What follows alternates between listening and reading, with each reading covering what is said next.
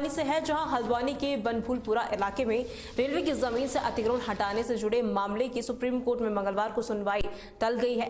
अब ये सुनवाई 9 दिसंबर को होगी। आपको ये जानकारी दे दें, सुप्रीम कोर्ट की सुनवाई से पहले हल्द्वानी में अलर्ट के साथ साथ बनभूलपुरा को हाई अलर्ट मोड पर रखा गया था। चप्पे चप्पे पर सुरक्षा कर्मियों की तैनाती के साथ आईटीबीपी और एसआरपीएफ को भी तैयार रहने के दिशा निर्देश जारी किए गए थे।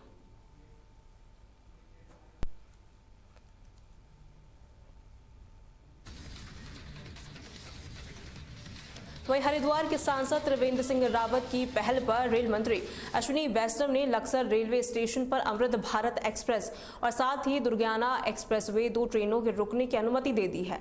आपको ये जानकारी दे दें, कोरोना काल में कई ट्रेनों का ठहराव रद्द हो गया था, जिससे लोगों को काफी ज्यादा परेशानी हो रही थी। वहीं बीजेपी नेताओं ने इस फैसले के लिए सांसद और रेल मंत्री का आभार जताया है। उनका कहना है कि इससे क्षेत्र की जनता को बेहद ही फायदा मिलने वाला है। एक बहुत बड़ी समस्या थी यहाँ कोरोना टाइम में, बहुत सारी ट्रेनें बंद कर दी गई थी और क्षेत्र के सभी व्यापारियों की उस सबकी डिमांड थी कि कुछ ट्रेनें यहाँ पे रोकी जाए, क्योंकि काफी व्यापारी यहाँ से सहारनपुर से रुड़की से अप डाउन करते हैं। उनके लिए बड़ा ही मामला इस ट्रेन को ना रुकने से होता। और ये ट्रेन जो माननीय सांसद जी के आवेदन से यहाँ पे रोक गई है, मैं इनके लिए बहुत बहुत धन्यवाद करता हूँ। और भारतीय जनता पार्टी देखिए, कोरोना काल में काफी ट्रेनों का यहाँ ठहराव बंद हो गया था। कुछ ट्रेनें निरस्त भी हो गई थी, कुछ बाईपास चली गई थी।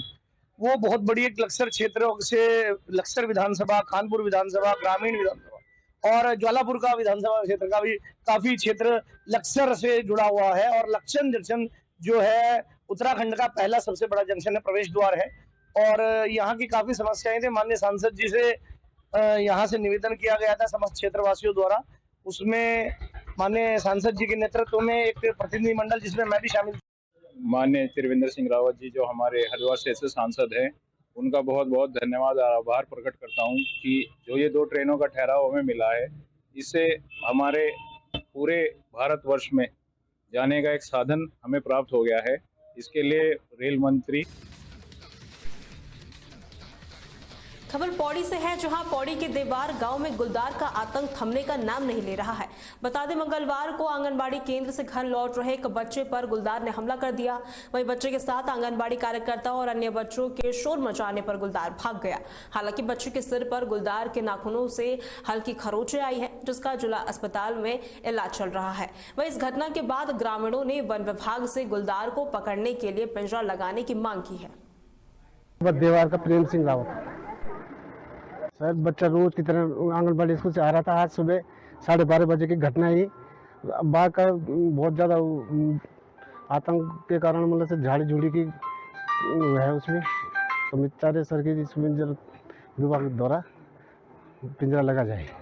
सर, हमारे गांव में 4 से 5 बच्चे आंगनबाड़ी स्कूल में जाते हैं। रोज़ की तरह आंगनबाड़ी मैडम भी साथ में आ रही थी, बच्चे भी साथ में आ रहे थे। बच्चे की माँ भी अपने बच्चे को रोज की तरह लेने जा रही थी, लेकिन बच्चा थोड़ा सा आगे भागा कि बाघ ने उसमें अटैक कर दिया। बम की टीम भी यहाँ पे मौके पर पहुंच चुकी है। उन्होंने अपनी तरफ से करना जो विभाग द्वारा कार्रवाई कर। देवर गांव है हमारा, और ये स्कूल से आ रहा था आंगनबाड़ी से, मैं लेने गई थी तो बाघ ने नाखून लगा दी। और अभी तो इंजेक्शन लगा के डॉक्टर ने 2-3 इंजेक्शन और बोल रखे उन्होंने।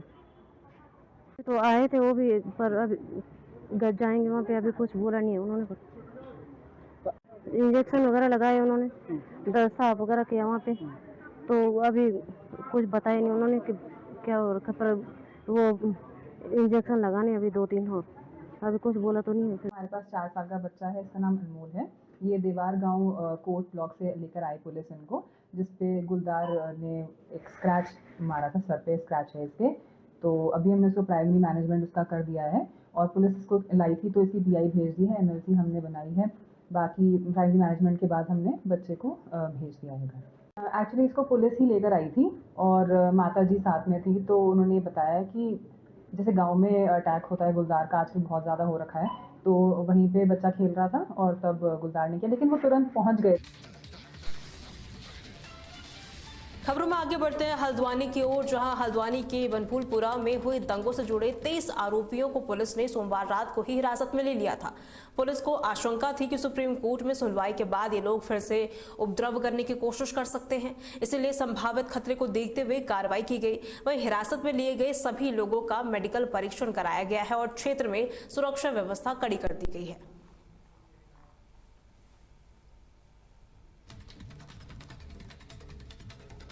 वहीं लक्सर में जिलाधिकारी के निर्देश पर खनन विभाग ने अवैध खनन और भंडारण करने वालों के खिलाफ बड़ी कार्रवाई की है।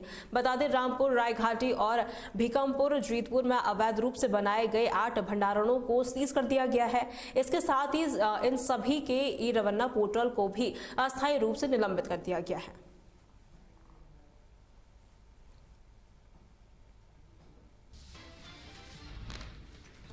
वहीं रुड़की के मंगलौर के रहने वाले नसीम को चौकी प्रभारी और विद्युत विभाग की गलती का खामियाजा भुगतना पड़ रहा है। बता दें, 2020 में नसीम अंसारी के घर पर विद्युत विभाग ने मीटर में गड़बड़ी पाई थी, लेकिन नसीम और नसीम अंसारी के नाम में गलती हो गई। चौकी प्रभारी ने कोर्ट में गलत नाम की रिपोर्ट भेज दी, जिससे नसीम को न्यायालय में हाजिर होना पड़ा। वहीं खराब आर्थिक हालत की वजह से नसीम को अपने ई रिक्शा तक बेचना पड़ा और वकीलों के चक्कर लगाने पड़े। बाद में उसे पता चला कि असली दोषी नसीम अंसारी था, लेकिन अब भी वो कोर्ट के चक्कर लगा रहा है। 2020 में मोहल्ले किले में बिजली के छापे लगे। जैसे ही छापे लगे, जिस घर पे छापा लगा उसका मीटर उतार के बिजली विभाग की टीम ले गई।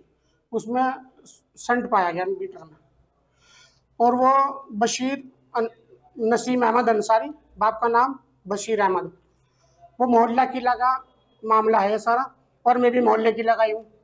लेकिन वो मीटर किसी और का उतरा हुआ, और चौकी इंचार्ज साहब जांच के लिए आए। जैसे एफआईआर हुई, जांच के लिए आए, उन्होंने मेरा आधार कार्ड लेके मुझे मुजरिम साबित कर दिया। तो कोर्ट में मेरा आधार कार्ड चला गया, मेरे वारंट हो गए समझ आ के वहाँ से। तो मैंने सूचना का अधिकार मांगा पुलिस से, वहाँ से बिजली विभाग से। तो सूचना में जो आया, मीटर नंबर ये है और नसीम बशीर अंसारी है, जबकि मेरे नाम कोई कनेक्शन नहीं है। और मोहल्ले में आके किसी से आधार कार्ड उन्होंने मंगा लिया हो घर से, वो आधार कार्ड लगा दिया, तो कोर्ट में मैं मुजरिम साबित हो गया सर। उसके बाद क्या हुआ? मेरे वारंट हो गए जी। अब क्या परेशान हूँ जी कि मैं बेरोजगार हो गया। मैंने अपना घर बेच के 1,70,000 का रिक्शा लिया था, ई रिक्शा। अब उसे आनंद फानंद में 80,000 में बेचा, और 4 बच्चे हैं, बेरोजगार हो गया। अब उनका भी पालन पोषण करना बड़ा मुश्किल हो रहा है। आपको ये सब चीज ये पता लगी जब पुलिस वाले लेके समझ लेके आए। उन्होंने कहा ये बिजली का छापा लगवा, ना तो इससे पहले कोई नोटिस आया मेरे पास, ना कुछ आया। तो जब समझ लेके आए, तो फिर उसमें टाइम कम था, वो तारीख लेने के लिए गए, तो वहाँ वारंट हो गया। खबर लक्सर से है, जहां अवैध खनन के खिलाफ प्रशासन ने अपनी कार्रवाई तेज कर दी है। बता दें, एसडीएम सौरभ असवाल और खनन अधिकारी के नेतृत्व वाली टीम लगातार अवैध खनन के खिलाफ अभियान चला रही है, जिसके चलते प्रशासन ने देर शाम कार्रवाई करते हुए खनन के कई स्टॉक में खड़े वाहनों को सीज कर दिया। इसके अलावा महतोली और नहमदपुर में स्थित लिब्रा स्टोन क्रशर सहित आधा दर्जन क्रशरों को भी सीज कर दिया गया है। प्रशासन की इस सख्ती से अवैध रूप से खनन करने वालों में दबाव काफी ज्यादा बढ़ गया है, हड़कंप मच गया है। तो हम लगातार उस पर कार्रवाई कर रहे हैं, और इसमें माननीय मुख्यमंत्री जी के स्पष्ट निर्देश है कि अवैध खनन बिल्कुल भी बर्दाश्त नहीं किया जाएगा। इसी क्रम में कल हमको कुछ शिकायतें प्राप्त हुई थी लक्सर एरिया में अवैध खनन की, जिसके क्रम में हमने टीम भेजी थी, और वहाँ पर कुछ ट्रैक्टर ट्रॉलीज, 6 से 7 ट्रैक्टर ट्रॉलीज, कुछ अवैध भंडारण जो बनाए गए थे। और आज भी हमारी कार्रवाई जारी है। आज भी कुछ स्टोन क्रशर्स और कुछ जगह आज भी छापेमारी की जा रही है। सभी जगह जहाँ जहाँ पर भी अनियमितता पाई जाएगी, वहाँ पर हम प्रॉपर लीगल मानक के अनुसार जहाँ जहाँ भी अवैध खनन के या तो भंडारण या फिर कोई स्टोन क्रशर। वहीं हरिद्वार में नशे के खिलाफ चलाए जा रहे अभियान के तहत रुड़की कोतवाली पुलिस को एक बड़ी कामयाबी मिली है। बता दें, रुड़की पुलिस ने चेकिंग के दौरान एक स्कूटी सवार तस्कर को 50.27 ग्राम स्मैक के साथ गिरफ्तार किया है।